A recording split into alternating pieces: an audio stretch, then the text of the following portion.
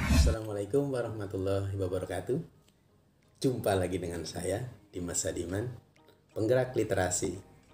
Salam literasi. Literasi maju Indonesia Jaya.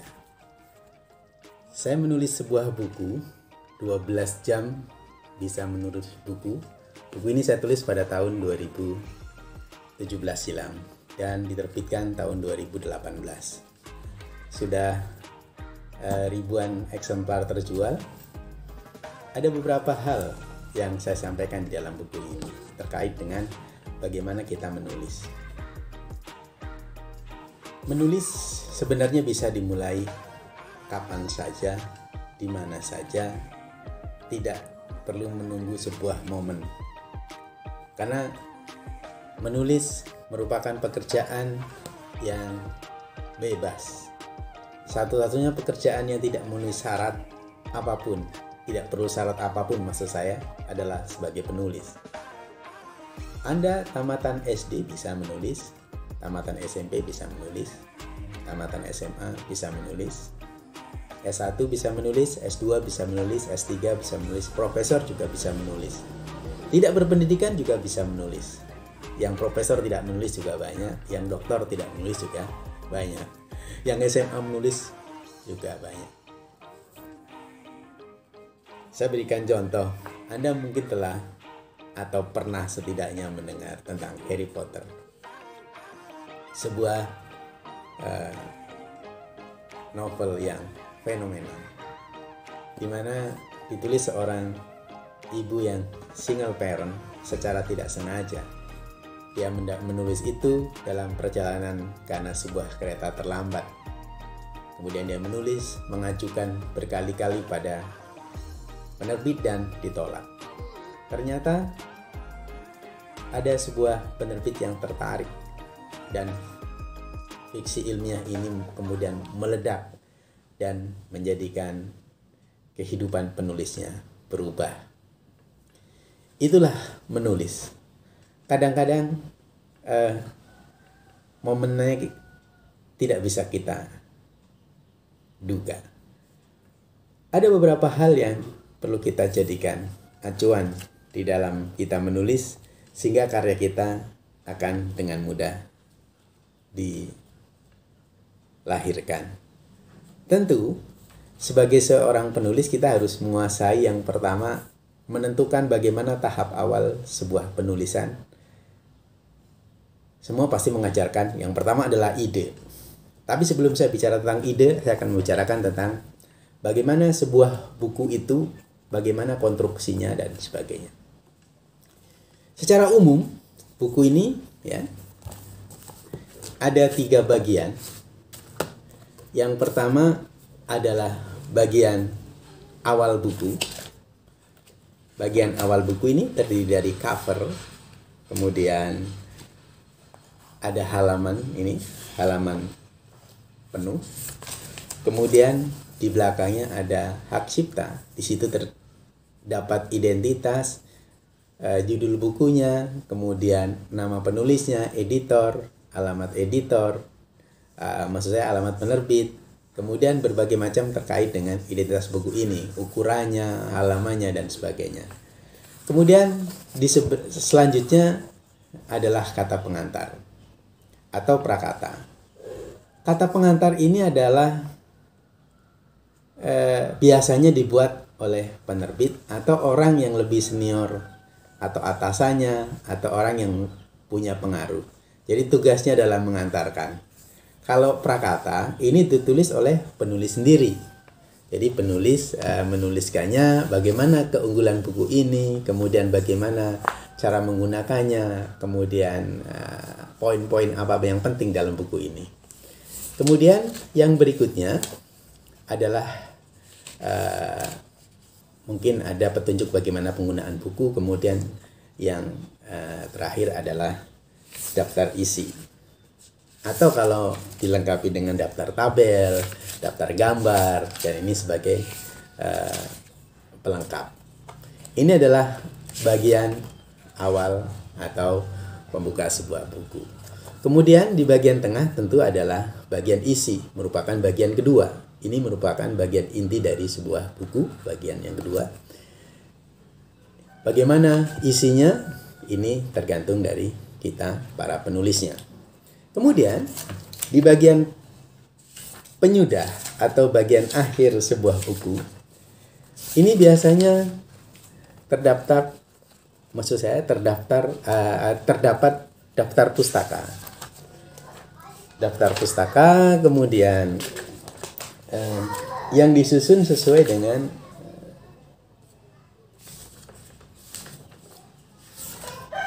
kondisinya, mengikuti gaya apa, tergantung setiap orang punya cara masing-masing. Kemudian ada yang namanya glosarium.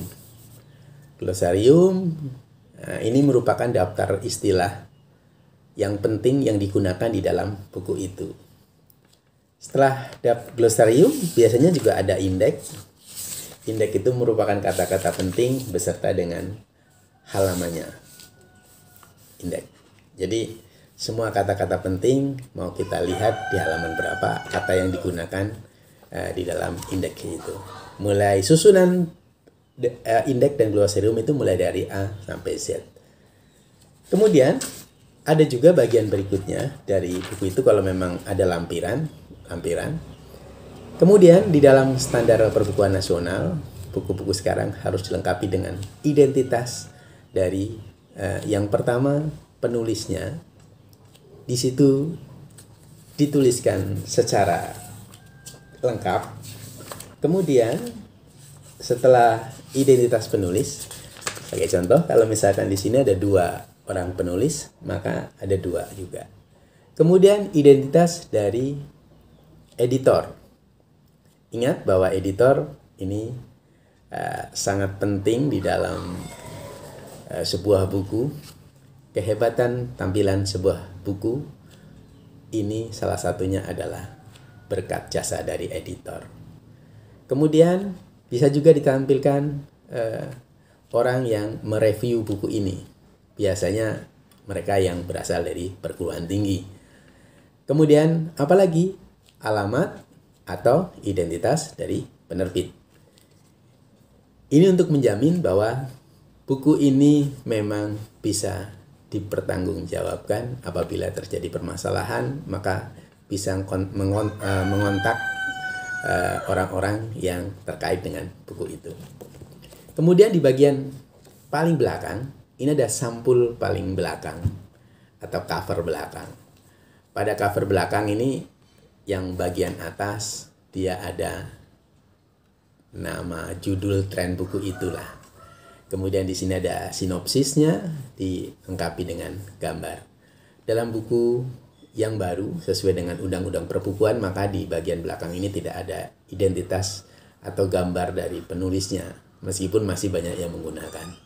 Yang di belakang adalah alamat dari penerbit, kemudian di sebelah sini adalah ISBN. International Standard Book Number. Jadi ini sebagai identitas sebuah buku. Semua buku yang berbeda mempunyai ISBN yang berbeda. Satu lagi bagian dari buku yang dikenal dengan punggung buku. Di dalam punggung buku ini ada beberapa bagian yang perlu perhatikan. Yang pertama, tulisan bisa dari bawah ke atas atau dari atas ke bawah. Tapi standarnya adalah dari bawah ke atas. Di paling atas terdapat lambang perusahaan. Misalkan ini adalah penerbit duta. Ya, kita tahu bahwa penerbit ingin menampilkan karya-karyanya. Kemudian di urutan yang kedua adalah nama penulisnya. Apabila ada 2, maka dituliskan dua-duanya.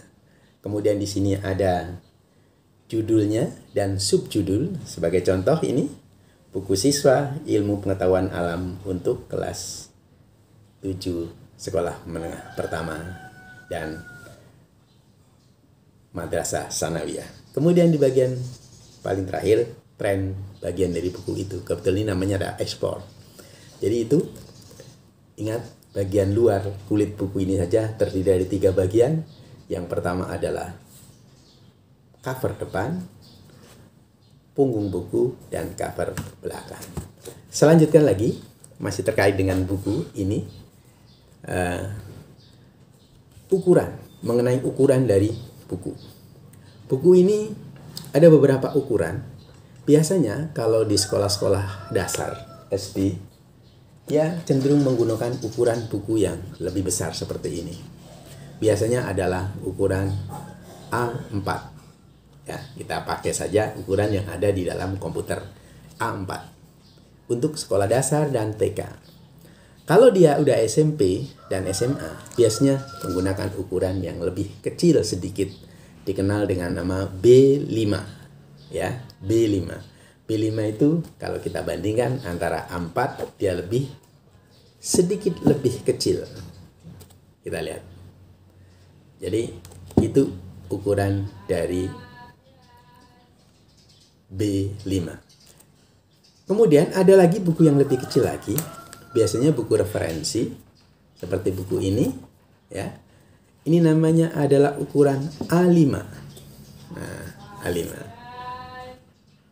Saya cabut B5-nya.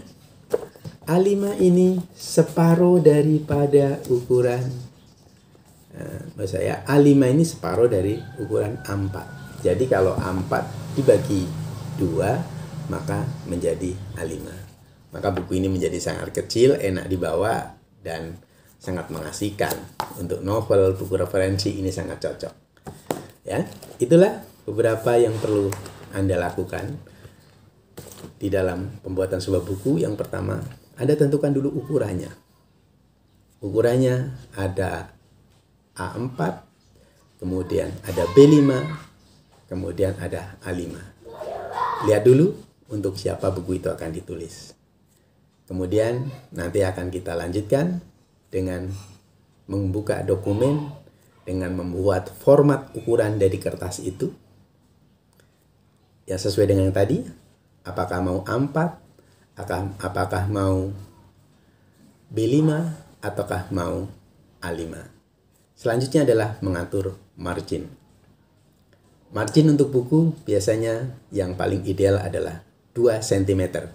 Ukuran untuk top margin, left margin, right margin, atau button sama. Margin atas, margin kanan, margin kiri, margin bawah sama ukurannya. 2 cm. Ingat, 2 cm. Sebenarnya kita bisa membuat 1,5 cm, tapi ini sangat rawan apabila nanti hasil cetakannya kurang bagus sehingga proses pemotongan buku menjadi kurang sempurna, hurufnya terlalu dekat dengan pinggir sehingga secara estetika menjadi tidak menarik. Maka saya sarankan setelah Anda format ukuran, kemudian formatlah marginnya. Kemudian yang berikutnya untuk spasi. Untuk spasi, ini ada beberapa trik. Apabila Anda menggunakan huruf 11, maka gunakan spasi, jarak spasinya adalah 1.15. Kemudian apabila hurufnya 12, maka gunakan 1,5 spasi. Ingat, kalau kita membuat buku, maka hurufnya harus sejenis. Apapun jenis hurufnya silahkan, yang penting jelas, bisa dibaca dengan baik. Apakah ini Time New Roman atau sans serif, silakan, tapi sejenis mulai dari awal sampai akhir. Itu beberapa dasar-dasar kita membuat buku. Mari kita wujudkan buku kita dengan menulis buku. Pertama dengan memformat dokumen, menentukan dulu. Kemudian nanti kita akan lanjutkan yang berikutnya, yaitu bagaimana kita mengembangkan ide-ide kita dalam bentuk kerangka buku. Mari kita sebarkan ilmu pengetahuan yang kita miliki agar menjadi amal jariah bagi kita. Salam literasi. Literasi maju, Indonesia jaya. Assalamualaikum warahmatullahi wabarakatuh. Sampai jumpa lagi di kesempatan yang lain.